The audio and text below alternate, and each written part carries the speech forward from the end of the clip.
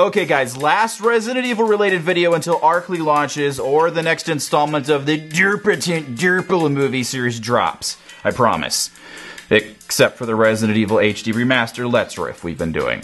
Speaking of which, share the new one. It'll make you feel good and make your heart grow 3 sizes this day.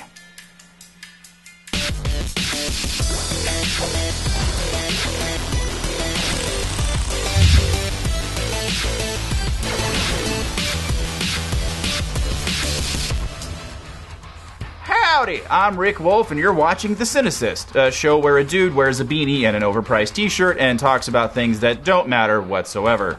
So if you didn't know, and you probably didn't if you're leading a normal, healthy life, there's supposedly a Resident Evil television series currently in production entitled Arklay, named after the Arklay mountain region that's just outside the infamous Raccoon City, a suburb of Possumtropolis. The series is being produced by a small studio called Mance Media, and there's no word yet on just what network it'll air on, if any. However, this Tech Times article states, according to Mance Media, the TV series will have no connection to the Milla Jovovich movies. Woo! Yay! A long national nightmare is over! What's more, to pitch the tone of the show, Mance Media used clips from NBC's Hannibal. Honestly, have you ever seen anything like this? Nice! Keep the good news coming! When Detective James Reinhardt is thrust into a series of bizarre homicides. Wait, who? Detective James Reinhardt. Oh no. Please. Please don't let this be Alice Part 2. I can't take another Alice.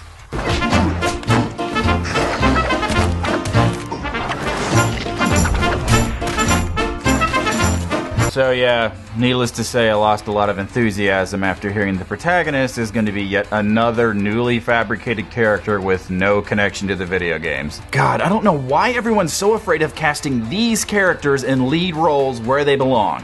If you were to cast these roles properly and write them well, you'd make an army of loyal fans right off the bat, especially with the thousands of people like me that deeply, deeply resent the Milla Jovovich movies. This is not Jill Valentine. This is not Chris Redfield. This is not Leon Kennedy. This is damn sure not Barry Burton. These are cheap, nonsensical cosplays dressed up as cameos. God, they're not even that. They're like the porn versions.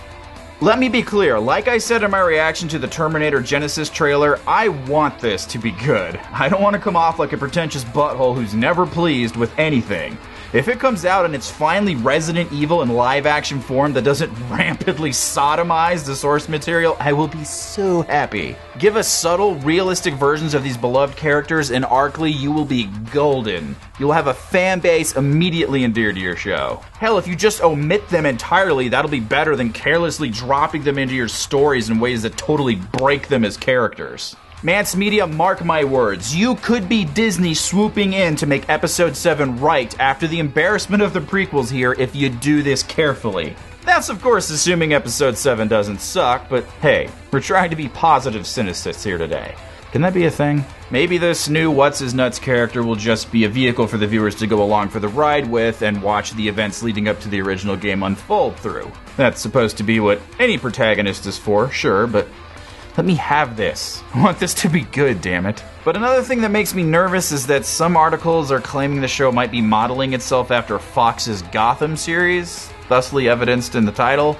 Now, I actually enjoy Gotham, but when a company wants to directly compete with another franchise using other source material that's already been established, we, the fans, usually end up getting screwed pretty hard. Case in point, when Capcom decided they needed to give Call of Duty a run for its shoot-'em-up money with what used to be an atmospheric and slow-paced survival horror game. Worrying point number 3 is that apparently Reinhardt quickly discovers that he has the fatal virus. Oh Christ, my mind is just picturing him beating down Nemesis with his bare hands and shooting telekinetic shockwaves blasting through the air. Somehow you bonded with T-Virus on a cellular level.